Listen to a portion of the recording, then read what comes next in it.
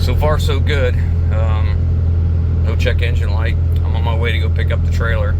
And you know, I mentioned in the last video that he said the guy was going to put a transmission in it and how they couldn't find the problem.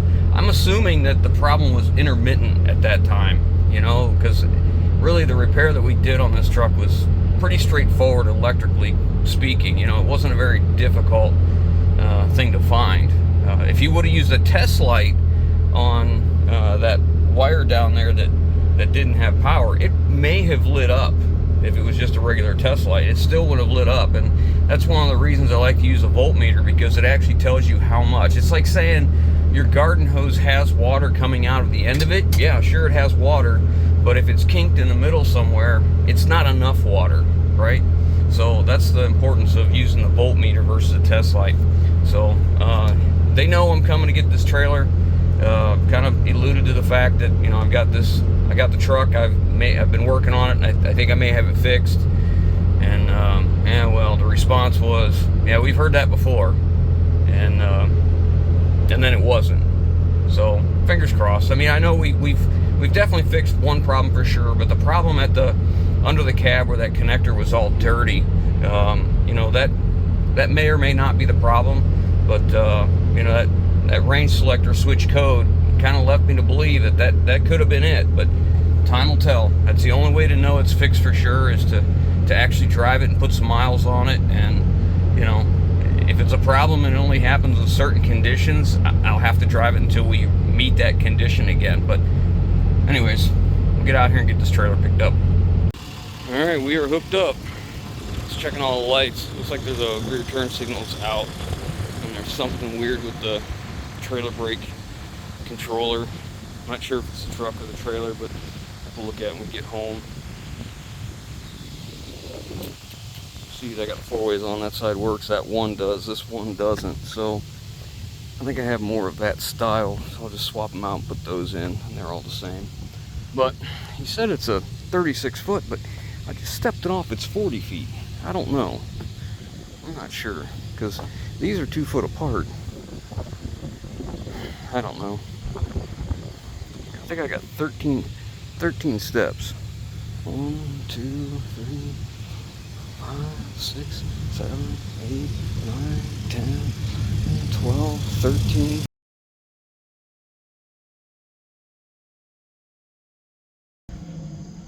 So he moved the trailer for us and kind of boogered up the coupler. Sucks. Now I gotta replace it. Well, that didn't last long. Of all the things on the Cummins 6.7 or 5.9 that I know I should check, a water pump is one of them. I looked at this belt and it looked nice. There was no reason to change a belt. Completely forgot about the fact they have problems with water pumps. My wife's at home. Jeff doesn't feel well. That's why I came by myself. I don't want to run her out in case he needs to go to the animal hospital or the vet. So this is all wrapped around the fan clutch.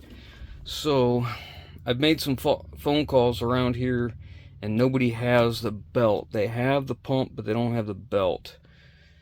So I'm gonna see if I can find another truck to buy that I could drive home, so she doesn't have to come out with Jeff. So man, I can't believe I overlooked that. Ruined a good belt too, because there was nothing wrong with that belt. Yeah, well.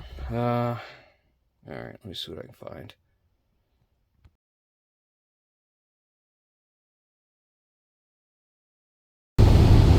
So I'm driving home this Freightliner Cascadia that I bought. It's a 2012. It's got 697,000 miles on it. It's really kind of low. It runs and drives good. Currently has no check engine lights or anything. I'm using the cruise control right now. It's a DD13 410 horse and an Eaton Fuller 10-speed, and it's an overdrive 10-speed with a 358 rear end, and it's a day cab. Not only is it a day cab, but it's a day cab single axle. I just don't see that very often. And you know, big horsepower, you know, nice transmission, and just thought it might be a good dump truck, especially when I saw it had diff lock. It's a pretty nice feature for a little single axle dump.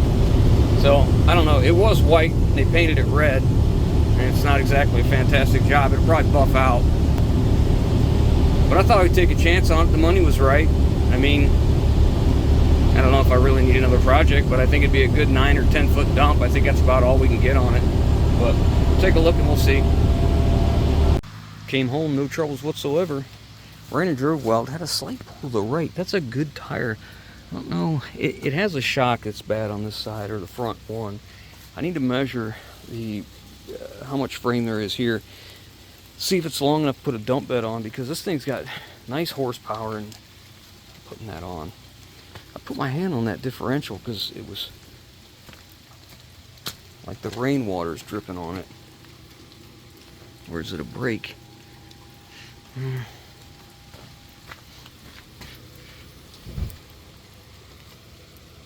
Brake's cool. That drum's cool. That drum's cool. Differential's cool. Oh, I see it.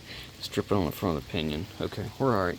Anyways, I'm gonna get a tape measure real quick and see how long this is and see how big of a dump bed I can put on. I can get rid of that exhaust too, because it's down low. I could drop it down below the tank there. Shoot, that's 10 to there. If I did away with the exhaust and that grab handle, I could probably get 10.6 without moving anything. 10 footer for sure, without moving anything. That'd be okay. Interior lights on. Better turn that off. I didn't turn it on. Okay, and that was only right to here. So, yeah, that's probably close enough. So the Dodge broke down on me yesterday. Of all the things I was concerned about, the thing that actually broke down was something that is typically a problem on these trucks at this miles, and I just completely blanked on it and didn't even think about it. So I bought another truck, so I was able to drive home in that thing. Went and got parts yesterday, so now we're headed up to get it fixed. And this is such an oversight. I usually always check this, but not this time. So of all the things I looked at on this, I looked at the serpentine belt and it was good. The thing I didn't consider and forgot all about, Cummins having a problem with this, was the water pump. Didn't lose a drip of antifreeze, but the pump's no good. So I need to change his pump out so we can get home. Waiting on the coolant to drain so I can put the water pump in it. This is actually a 40-foot trailer, not a 36. He thought it was 36, and apparently not. She's 40. It's got really good tires. Not a lot of use. You know, it's got some scratches from chains and stuff equipment being loaded on it, but you know, that's what it was used for. It's got these killer ramps. They're spring assist, and they've got this nice latch here that'll hold it down so it's not banging around going down the road. But if you need more room, you use that bar right there and put it in this pin, and it'll stand straight up. You see the double pivot on there too. It pivots here, here, and here, kind of, so the ramp can float. It doesn't have to. It puts a weight on the ramp when you're loading, not on the back of the trailer, the dovetail, which is a really nice feature. It's got these two LEDs over here I'm gonna have to replace. You can see it's drug a few times. I have to replace them. I don't think the paint is the best quality as far as trailer paint's concerned, but 12,000 pound axles, electric brakes on both, 25,000 pound GVW on the trailer itself, which is really nice. And it has a torque tube, nice big heavy 25-foot long torque tube all down the center, and ladder bridging under the frame, which is very helpful. I like how they did every so often. The ladder bridging was their bottom of the I-beam cross tie. This is a 12-inch I-beam, 19 pounds per foot, so pretty decent trailer. 40-footer at 36 foot. I was just gonna sell it, but at 40 foot, I don't know if I should just keep it, because my other one, the hydraulic dovetail, is 36. This one's 40. I don't know. I'll think about it. I bought it because I have another truck that I bought that I wanted to bring home with this, and that was my plan until the water pump went out. So I bought this basically to sweeten the deal with the truck, but I also had, like I said, a truck to pick up, and I thought I could go just a little bit farther past where this was and go pick up the other truck I bought and bring it home as well. But that just didn't seem to work out this time. I'm still waiting on the coolant to drain. I got the pump just about ready to come off. I just don't want to take it out until the coolant's drained. I don't want to lose any. I brought extra coolant, but I didn't know exactly what was in it. I knew it was like that pink color, but this is supposed to have that HOAT coolant in it, according to Cummins, which is a hybrid organic something blend. And I didn't know what exactly this is, so I'm hoping to not lose any, so I can put it back in, because I really like to just go to the final charge. I'll get this home, we'll just flush everything out, and we'll go to final charge. So this is a water pump. I was going to go to Cummins and get one, but I didn't have the engine serial number because I didn't think to grab it, and I should have. But this one's made by Gates, and it's got a cast iron impeller instead of plastic. So I haven't had an impeller fail. It's always the bearings that fail. It's like they need to up the bearing size in these things. You'd think they got enough room in there to go to a bigger shaft, but whatever.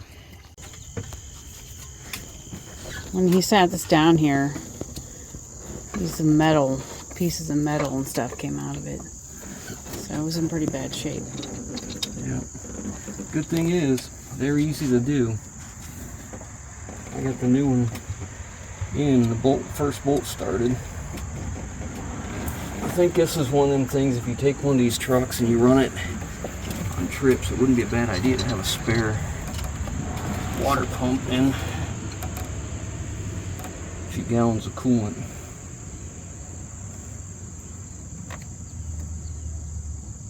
So it's all back together now. I'm just watching my coolant temperature. I want to make sure she opens up so that I can open up the bleeder, get all the air out of it. I've been doing it a little bit here and there.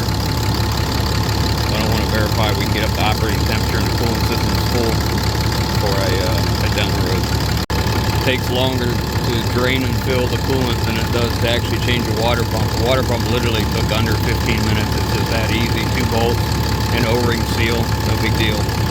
Thermostat opened at 204, started coming down. 204.4 is what it read. So now we got the coolant circulating. I'm going to let it run at this idle for just a little while. Now we're coming back up a little bit.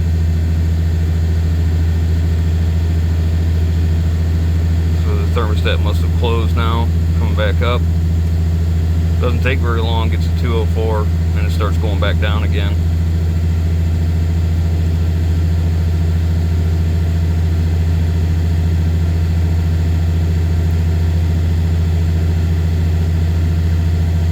This is in real time too. I'm not speeding this up or anything. I see a lot of them that, you know, the thermostat opens up, or the coolant fan comes on at 207. Yeah, look, we're going back down again. Okay. Now we're going to let it idle come down, let it circulate a little bit. I'm going to hit that bleeder again. Right at 200. That's usually where most of these seem to run, right about 200 degrees. I didn't get any air, so I'm just going to leave this run on the way home so I can monitor that, make sure there's nothing goofy going on. I think we're ready to go. So I got the AC on. I'm doing about 70 and running right about 206 pulling this hill. I'm up I don't know, fair grade, I guess. It's not horrible, but it's a fair grade. It's here. No troubles at all. Do have that one brake axle or turn signal I gotta fix, but yeah, whatever. I ain't complaining. Anyways, alright, the Dodge did good.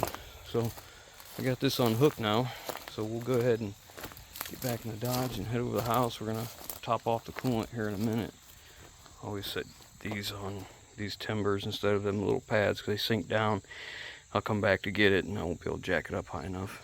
Yeah, I forgot to mention that no check engine lights, no transmission codes, none of that so far. So fingers crossed, we probably have it fixed. Of course, now I'm low on fuel. Actually, I'm kind of sitting on an angle here, but anyways, let's get a look at the coolant. So I've rechecked the coolant, and it's fine.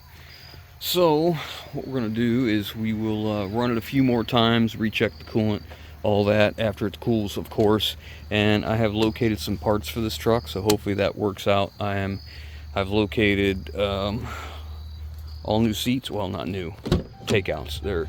A guy's parting one out, so I'm gonna get his seats. I'm gonna get hopefully if all works out, all the seats, the door panels. He has carpet. I don't know how I feel about that, but we're gonna get the carpet, and we're gonna get the headliner so my wife doesn't have to mess with that. We're gonna get the visors. I think I'm just gonna get all the plastic because it's the same interior as my other Dodge. It's got the black with like the gray inset cloth. It's all cloth seats. It's driver seats power, the other ones aren't. And we're gonna get all that. He has the Tip'em. He has the updated radio, which has GPS and DVD player, so we'll get that. I think his truck has a different trim here, so I'm gonna see if we can get a lot of trim pieces. We'll make it as nice as we can for what it is, for just a little bit of money, but anyways, it's home, so we'll just keep plugging away at it. Kind of a interesting series of events today, or the last couple days, but hope you guys enjoyed. I'll catch you on the next one.